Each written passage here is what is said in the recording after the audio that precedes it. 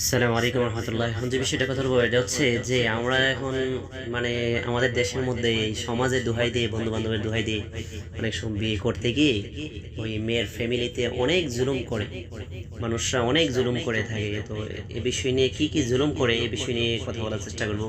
যারা নাকি বন্ধু অথবা সমাজের দোহাই দিয়ে মেয়ের পরিবারে অথবা মেয়ের ফ্যামিলিতে, তারপরে মেয়ের বাবা মাকে অনেক কষ্ট দিয়ে থাকে, তো এই বিষয়টি নিয়ে কথা বলার চেষ্টা করব।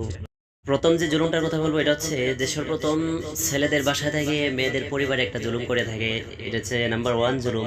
বিয়ে ঠিক হওয়ার পরে অনুষ্ঠান নিয়ে একটা জুলুম করে থাকে। তো ছেলের ফ্যামিলি থেকে বলে আমাদের সমাজে যে আমাদের সমাজ অনেক বড়, আমাদের বন্ধু বান্ধব অনেক বেশি, আমাদের নাম ডাক আছে, মানে ছেলেরা বলে মেয়ের পরিবারে যে আমরা 300-400 লোক বরযাত্রী নিয়ে আসতে চাই। তো এটা একটা জুলুম। এটা কেমন একটা জুলুম আপনারা চিন্তা করেন। কারণ ওই তো জেনে শুনে বুঝে একটা মেয়ের পরিবার তো দেখতেছে যে তার কি সচ্ছলতা আছে নাকি নাই। এমন কি জানেন, মানে জুলুম করার পরে এখন মেয়ের বাবা এমন একটা মানে চেপাই পড়ে বা এমন একটা বেকায়দায় পড়ে যে চিন্তা করে এখন যদি তাদের আবদার না রাখে তাহলে মেয়ের বিয়েটা ভেঙে যাবে। তো পরে একটা পর্যায়ে এরকম মেয়ের বাবা মারা এরকম জুলুমি শিকার হয় যে হয়তো রেইন করে, হয়তো অনুষ্ঠানটা তাদেরকে রাখার জন্য, আত্মীয়তা টিকায় রাখার জন্য হয়তো রেইন করে তারা টাকা পয়সা আনে, আর নয়তো এমন রেইন করে যে কিস্তি থেকে পর্যন্ত টাকা পয়সা নিয়ে আসে। তো এটা কত বড় একটা জুলুম। জুলুম করে থাকে মানে মানে বিয়ে করার পর মেয়েদেরকে বাসায় নিয়ে আসার পর বলে যে দেখো আমার বড় ভাবির বাসা থেকে এগুলা নিয়ে আসছে, তারপরে আমার বন্ধুর বাসায় বউ এগুলা নিয়ে আসছে, তারপরে আমার সমাজে মানুষের, আমাদের সমাজের মধ্যে মানে বিয়ের পরে আমার বন্ধু বান্ধব তাদের বাবা বাড়ি থেকে অনেক কিছু নিয়ে আসছে, ঘর সাজিয়ে দিছে, ওইগুলা নিয়ে একটা জুলুম করে। আরে ভাই, সবার তো সচ্ছলতা থাকে না, তাই না? কোন মা বাবা না চায় যে সে তার ইচ্ছাকৃতভাবে তার সন্তানকে বিয়ে দেওয়ার পর যে তার সমাদর না করার জন্য কার মন না চায়? সবার মন চায়। কিন্তু আপনি যে যাকে বিয়ে করছেন আপনার তো দেখা উচিত যে আপনার বন্ধু যে পরিবারে বিয়ে করছে সে কি জুলুম করে নিয়ে আসছে, বা তার ফ্যামিলি কি সচ্ছলতা নাকি অসচ্ছলতা। আর যখন আপনি যে মেয়েটাকে নিয়ে আসছেন তার বাবা মার যদি সচ্ছলতা থাকে, অবশ্যই সারা জীবন সে তার মেয়েকে যেহেতু দিয়েছে সে তার ইচ্ছাকৃত সে কিছু না কিছু দিয়ে যাওয়ার চেষ্টা করবে। তো এখন একটা এই জুলুমটা করে থাকে যে গরিব হইলেও তাদেরকে মানে রেইনের বোঝা চাপিয়ে দিয়ে এবং সমাজের দোহাই, বন্ধু বান্ধবের দোহাই দিয়ে কি করে এবং বলে যে আমার বড় ভাবি বাসা থেকে এগুলো নিয়ে আসছে, আমার বন্ধুর বাসা থেকে বন্ধুর বউ এগুলো নিয়ে আসছে, তারপরে বন্ধুর বউ হুন্ডা নিয়ে আসছে, এগুলা। এটা একটা বড় জুলুম। তো দেখেন, এটা হচ্ছে নাম্বার 2 নাম্বার জুলুম।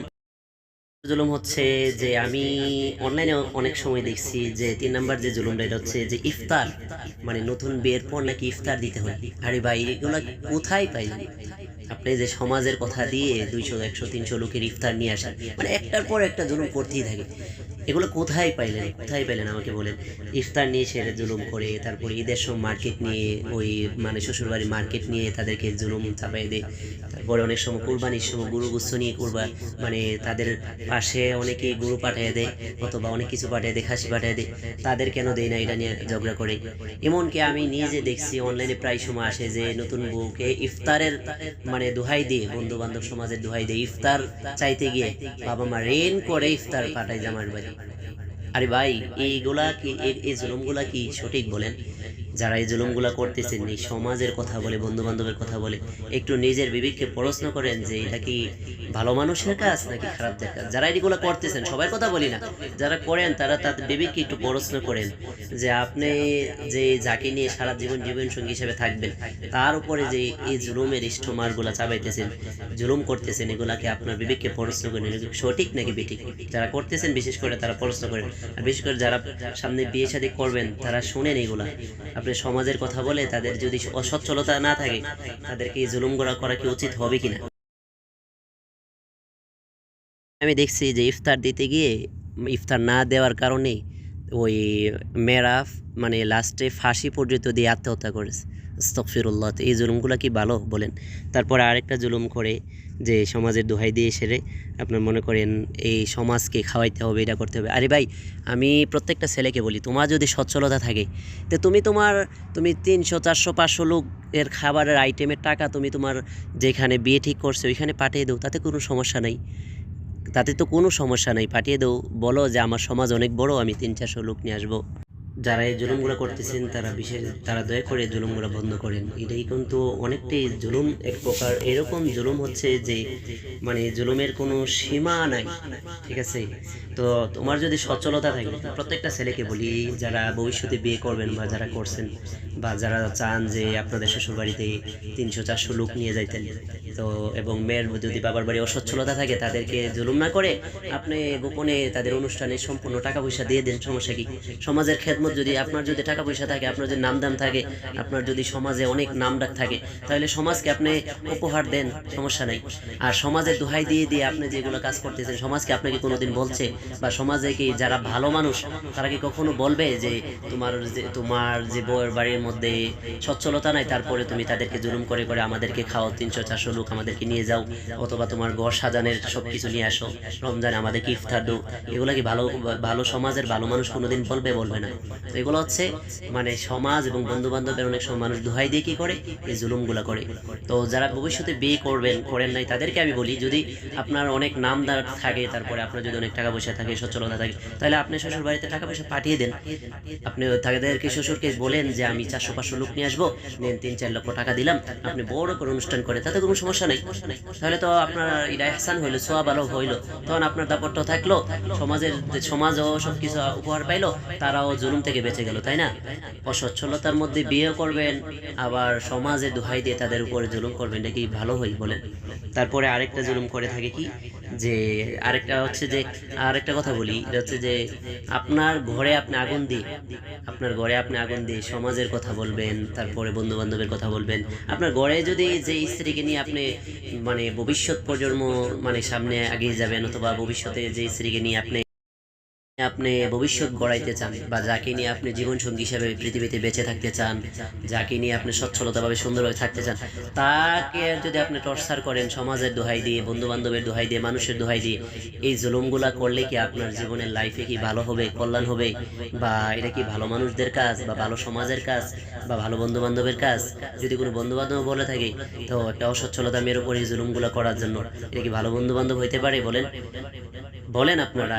সমাজ যদি কোনো সমাজের কিছু লোক যদি বলে থাকে, তো তাদেরকে আপনি বলেন যে দেখেন আমার ঘরে তো আমি আগুন লাগিয়ে এই কাজগুলো করতে পারি না, কারণ আমি যেখানে বিয়ে শাদী করছি ওইখানে তাদের এরকম সচ্ছলতা নাই।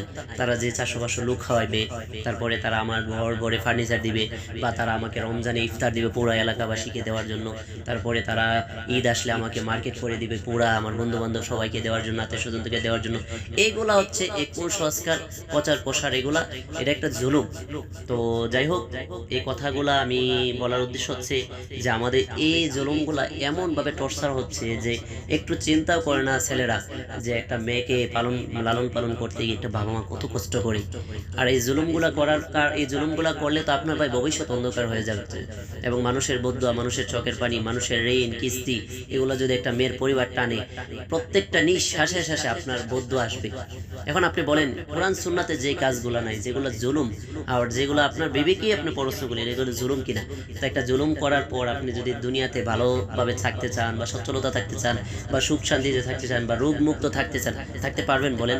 কারণ আপনি আপনার মেয়েটাকে আনতে গিয়ে, আর পর লাস্টে অনেক সময় এরকম হয় যখন এগুলা কোন ছেলেরা বলতে থাকে, মানে পরে ফ্যামিলির বাবা মা অনেক সময় মেয়ের সংসার টিকাইতে গিয়ে এগুলা সমস্ত জুলুম সহ্য করে করে তারা মেয়ের সংসার টিকাইতে গিয়ে তারা দিতে বাধ্য হই। তো যাই হোক, আমি একটু তাদেরকে বলি যে এগুলা করা থেকে বিরত থাকেন ভাই, কারণ সমাজ আপনাকে কখনো বলে না, আর যারাও বলে তাদেরকে আপনি ভালোভাবে বুঝিয়ে দিন। আর বিশেষ করে আপনার সচ্ছলতা থাকলে আপনি তাদেরকে তাদের নাম দিয়ে উপহারগুলো দিয়ে দেন, তাতে সমস্যা কোথায়? তো যাই হোক, আল্লাহ তাআলা আমাদেরকে এবং ভবিষ্যৎ প্রজন্মকে ভালোভাবে চলার এবং বোঝার, এবং কোন কাজগুলো করলে আল্লাহ এবং আল্লাহর রাসূল এবং বিশেষ করে পৃথিবী খুশি, সমাজ খুশি, এই কাজগুলো ভালোভাবে করার আল্লাহ তাআলা আমাদেরকে সেই তৌফিক দান করুক। তো আমার এই কথা যদি কোনো ভুল ভ্রান্তি হয়ে থাকে দয়া করে সবাই ক্ষমা করে দিবেন।